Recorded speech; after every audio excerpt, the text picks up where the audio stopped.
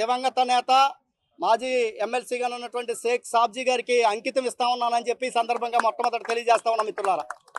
ఈ విజయం ప్రజాస్వామ్య విజయం, రాజ్యాంగ విలువలు కాపాడే విజయం అని చెప్పి సందర్భంగా తెలియజేస్తా ఉన్నాం. ఎందుకంటే ఈ రోజున పాలకులు వాళ్ళ యొక్క పరిపాలన వక్ర మార్గంలో వెళ్తున్నటువంటి సందర్భంలో అటు రాజ్యసభ కానీ ఇటు శాసన మండలి సభలు కానీ వారి యొక్క మైండ్ సెట్ని వాళ్ళ యొక్క పరిపాలనని ప్రజల వైపు తిప్పడానికి మరలించడానికే వాళ్ళ యొక్క సక్రమ మార్గం వైపు నిర్మించడానికి ఇది రాజ్యాంగంలో ఈ సభల్ని మనకు రూపొందించినటువంటి అంశం. ఈ సభలను కూడా ఈ ఎన్నికలను కూడా జనరల్ ఎన్నికల వలె ప్రలోభాలు పెట్టి గిఫ్ట్లు పంచి డబ్బులు పంచి రాజ్యాంగ విలువలను తొంగలో తొక్కుతున్నటువంటి పరిస్థితి ఉంది.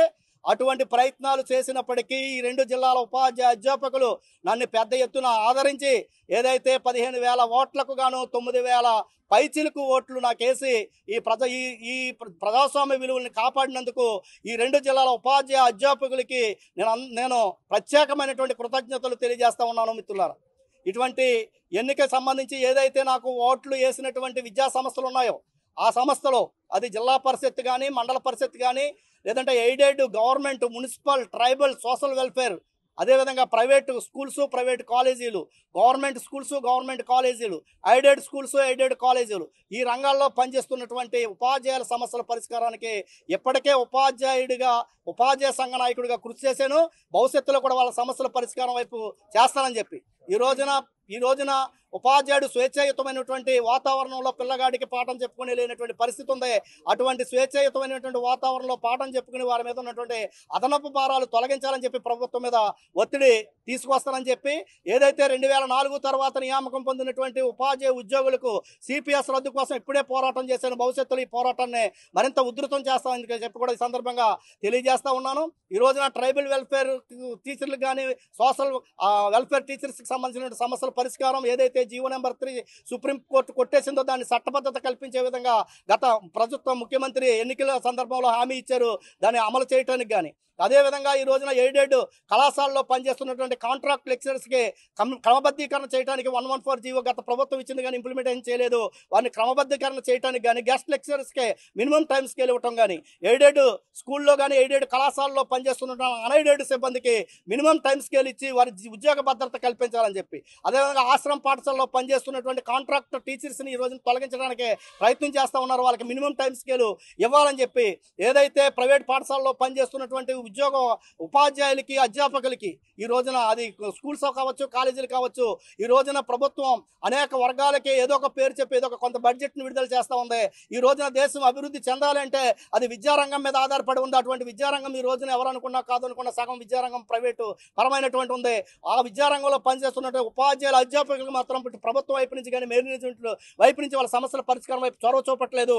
ఏదైతే ప్రభుత్వ పాఠశాలలో పనిచేస్తున్నటువంటి ఉపాధ్యాయ అధ్యాపకులకు ఉన్నటువంటి సెలవు రూల్స్ని అమలు చేయటమే కాదు వాళ్ళకి మినిమం జీతం ఇచ్చే విధంగా ప్రభుత్వం వైపు నుంచి కూడా కొంత బడ్జెట్ విడుదల చేసి వారికి హెల్త్ కార్డు ఇవ్వటమో ఇన్సూరెన్స్ పథకాన్ని అమలు చేయటమో అటువంటి అంశాన్ని కనీసంగా ప్రభుత్వం ఒక గుర్తింపు కార్డు ఇచ్చే విధంగా ప్రభుత్వం ప్రయత్నం చేయాలని ఇలాగ అనేక వర్గాలకు సంబంధించినటువంటి సమస్యల మీద నేను బహుశా అంతేకాదు ఎయిడెడ్ స్కూల్లో పనిచేస్తున్నటువంటి టీచర్లకి హెల్త్ కార్డు లేనటువంటి పరిస్థితి ఉంది. ఇలాగ అనేక సమస్యల మీద పోరాటం చేయడంతో పాటు నేను ఈ రోజున ఎమ్మెల్సీగా ఈ రోజున పీపుల్ రిప్రజెంటేటివ్ అయ్యాను, పొలిటికల్ రిప్రజెంటేటివ్ అయ్యాను.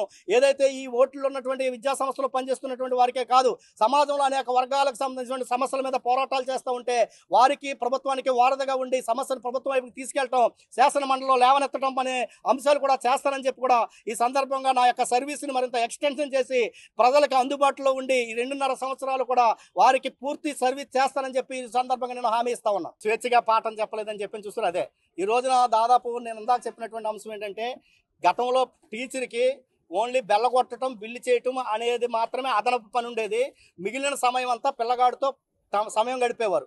కానీ ఈ రోజున పిల్లగాడికి పాఠం చెప్పడం కంటే కూడా మధ్యాహ్న భోజన పథకం నిర్వహించడానికి సంబంధించినటువంటి రికార్డులు రిజిస్టర్లో మెయింటైన్ చేయడంతో పాటు వాటిని యాప్ల్లో పెట్టడం, పిల్లల అటెండెన్స్ యాప్లో పెట్టడం, బాత్రూమ్ ఫోటోలు యాప్లో పెట్టడం, లేదంటే మార్కులు ఆన్లైన్ చేయించడం.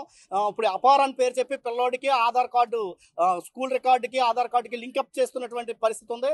అవి టీచర్స్ చేత చేయించడం అవన్నీ ప్రభుత్వానికి అవసరం అయితే దానికి కావాల్సినటువంటి ఒక యంత్రాంగాన్ని ఏర్పాటు చేసుకోవాలి ప్రభుత్వం. ఆ యంత్రాంగాన్ని ఏర్పాటు చేయకోకుండా టీచర్కి పిల్లగాడికి పాఠం చెప్పే టీచర్ని ఆ పనులు చెప్పడం వల్ల అంతిమంగా నష్టపోయేది పిల్లగాడు. అంటే మన ప్రభుత్వ పాఠశాలలో చదువుకునే పిల్లలు, పేద పిల్లలు, మధ్యతరగతి పిల్లలు. ఆ పిల్లలకి ఈ రోజున ప్రభుత్వం పెట్టే ఈ ఆన్లైన్ పనుల వల్ల దేనికోసం అయితే పిల్లగాడు చదువు కోసం పెట్టారో అది చదువుకి ఆటంకం కలుగుతూ ఉంది. కాబట్టి ఖచ్చితంగా యాప్లని ఏదో నవంబర్ 15 లోపు యాప్లను తగ్గిస్తాను, ఏదో 1-2 చేస్తానని చెప్పి మన విద్యాశాఖ మంత్రి లోకేష్ గారు చెప్పారు. కానీ అది పని అయినట్టు పరిస్థితి అయితే లేదు.